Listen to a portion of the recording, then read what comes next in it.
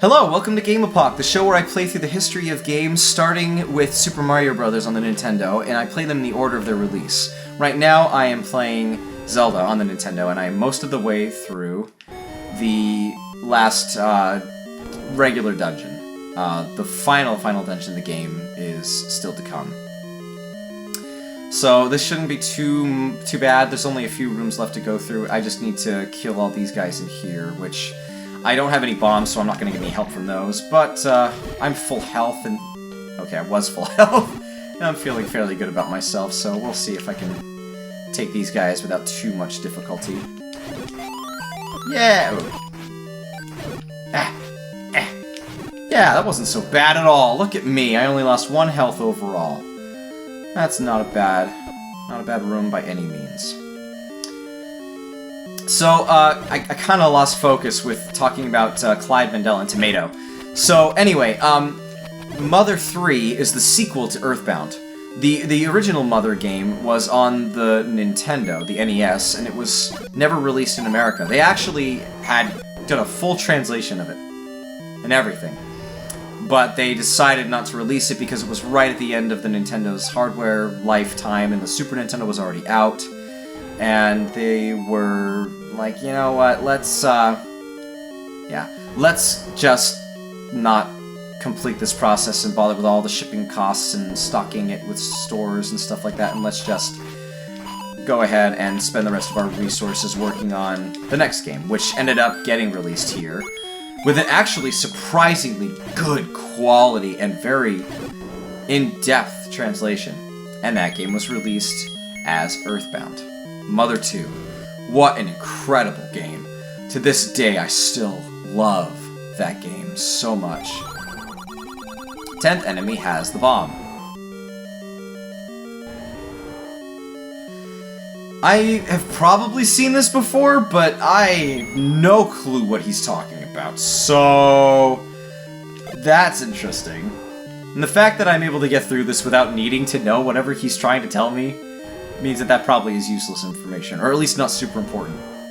Oh, it's this guy again. Hey, you, and you got 4 heads. Now, I gotta be a little bit careful because I don't have any potion. I got this. Yes! I did it! I got through all the dungeons in The Legend of Zelda. Alright, this is great. Here we go. Woohoo! So, I'll wait on that. I always enjoy seeing the end of this game just because it's so... It's kind of long and harrowing. Even if, you know, you can get through it without taking too much time if you know what you're doing. You know, grind and farm a little bit at the beginning of the game. But, you know, I've taken my time with it a little bit. I've made sure I've really spent a lot of time getting all the money I wanted ahead of time and making sure I show all the dungeons in their entirety and everything, so... I can get through this game a little bit faster than that, but, you know, I appreciate this feeling of it's just taking me a while to get here. So now I'm going to go ahead and wander up towards Spectacle Rock, which is where I'm going to find the real last dungeon is called Death Mountain. That's actually the name of it, I believe. I'm not sure how we know the proper name of it, but we do. So I'll just go with it. And... so on my way there, I want to talk more about Mother 3 and Tomato. So, unfortunately, Earthbound didn't see good sales. I wholly blame that on the marketing. It was such a weird decision for them to market it the way they chose to. But they made it like, ew, gross, ew, greh. I don't, like, I saw ads for it when I was a kid, like 10 or so. I saw the ads and I was like, what? This is weird. Why would they do it this way? They even had like a scratch and sniff for bad smelling stuff. It was awful. And they like really heavily catered to like the immature young boy demographic who were like, farts and burps and barf and like, that's what they were catering to, and, I mean, they had that Belch character, the giant pile of sludge and barf. It was just a nasty enemy. Like, that was what all of the marketing was that I ever saw. And I mean, that itself was a huge turnoff to me, but all of the other stuff, all the other stuff that had to do with Earthbound itself, the claymation figures and the in-game graphics and the fact that it was an RPG were hugely interesting to me. I really wanted to play it, but not because of those ads. And I'm sure that was a huge turnoff to a lot of people who were just like, what is this? This is ridiculous. I don't want anything to do with this. And so they didn't. And it didn't sell well at all. Now, some people have also posited that maybe it had to do with the kind of bad graphical style. Because, I mean, you have to admit, you look at it and it looks very old. It looks basically like a glorified NES game. Which isn't necessarily incorrect. It was very much designed to look like a little more upgraded version of Mother 1. It looks very much like that, and it seems appropriate as a result of it. But it's... I love the graphical look. I don't think it looks bad. I think it looks deliberate.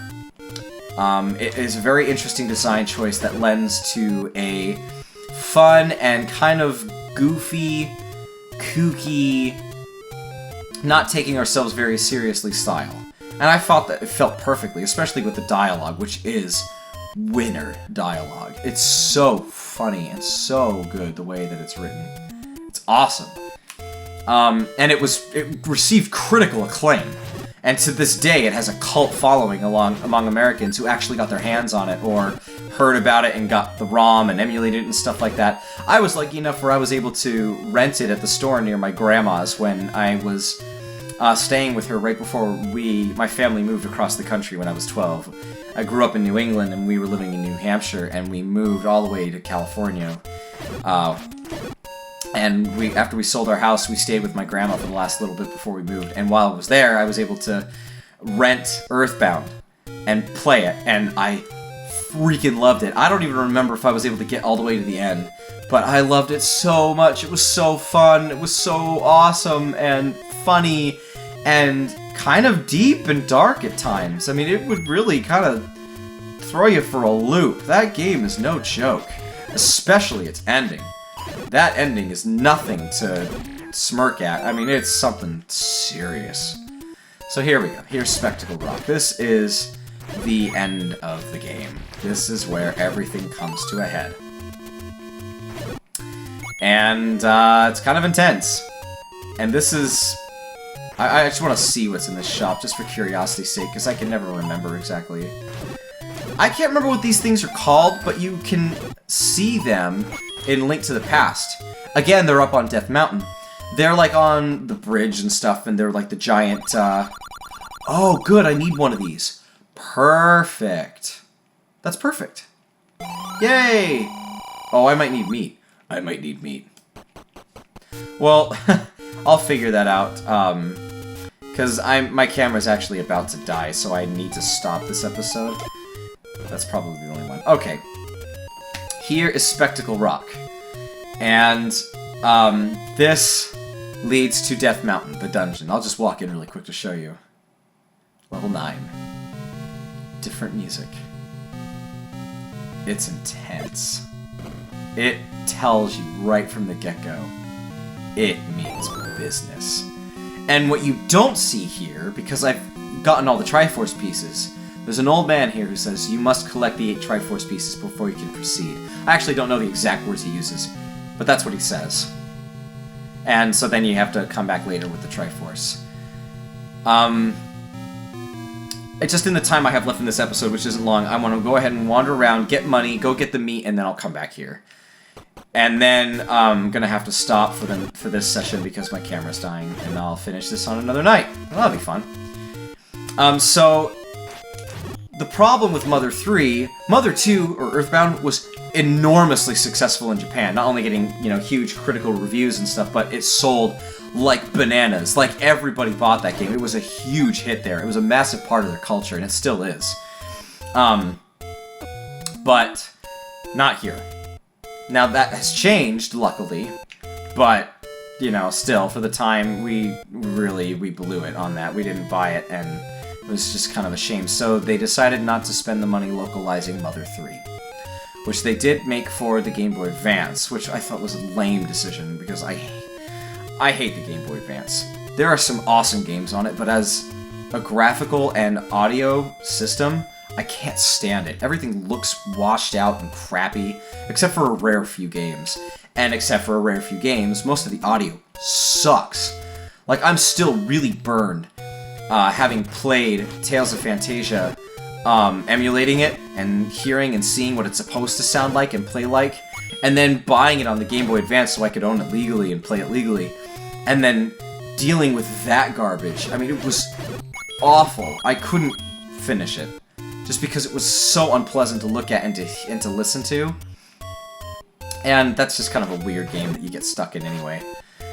But anyway, they released Mother 3 for the Game Boy Advance, and Shigesato Itoi, who was actually he's already a famous marketing writer and author anyway, and he was one of the few celebrities that succeeded in convincing Shigeru Miyamoto to allow him to get involved in making a game, because he desperately wanted to use the medium of a video game to make some work and to express some feelings and thoughts that he wanted to get to do by having people play through it. And he convinced him to do it. And he was denied at first. Miyamoto turned him down.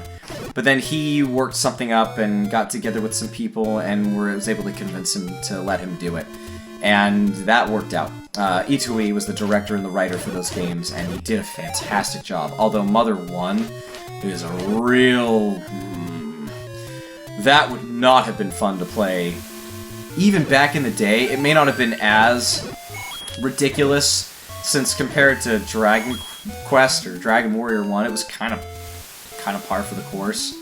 But, like, playing it today, it's a real chore. It takes so much grinding, and the movement is so slow, and the encounter rate is so high with the random encounters, and the world is so big, and it's so hard to find where you are and remember where things are. I don't know how anyone got through that game back in the day. I mean, it was a real pain.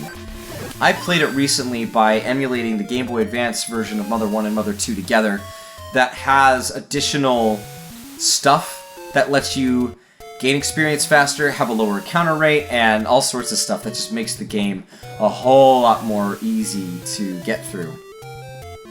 And even that was like a real slog through grinding and using maps and stuff, and I still had a tough time. I'm not sure what I'm going to do about that game, since I can't play the Nintendo version legally, because they never released it out here, and I'm not buying a Famicom. I'm not doing that. I don't have the resources to do that. I'll probably throw it on a flash cart and play it that way. You know, I own it on the Wii U, the Earthbound Beginnings that they finally released recently, so that was nice of them to do that, but even then, it's just such a challenge and a chore. But anyway, a lot of Earthbound fans were not happy, North American fans were not happy with the fact that they were releasing this game in Japan only. We were, in fact, brokenhearted, because it had developed a crazy cult following by this point, and yet they let us down. So Tomato got together with a ROM hacker and did a translation of the game. But this guy, he knows his Japanese, and he knows his English, and he knows the cultures. And he understands that localization does not mean a one-to-one translation. That it really does mean figuring out what mood and what tone and what inside joke and what feel they were going for with every element of this stuff. He takes painstaking detail and time to get this all right. And then he makes a proper translation based on that. He just does such a good job. And their ROM hack was so good and so well received that even professional video game industry people in Nintendo and in other groups lauded that translation. They were like, wow, this hack was just fantastic. Absolutely full class. And Tomato and the guy who ROM hacked it, I apologize, I don't know who you were, because I still haven't played it yet. I really want to. They offered it up and said, look, if Nintendo wants to just use this as the official translation, please do so. And I mean, he did deliberate choices to make it fit with the officially localized version of Mother 2 with Earthbound. Even things that weren't exactly correctly translated 100% correctly, he still did it the way it was localized originally to keep with the series, which is what most localization teams do now with modern games. They don't, like, retroactively change the names of things to be what they were correctly originally. They tend to keep with things that were the way they were before, as long as they are, you know, loved by the fans and stuff like that, but typically speaking, that's what you do. So he didn't change Pokey to Porky. He kept it as Porky. Or Pokey, whatever it was. I can't keep him straight.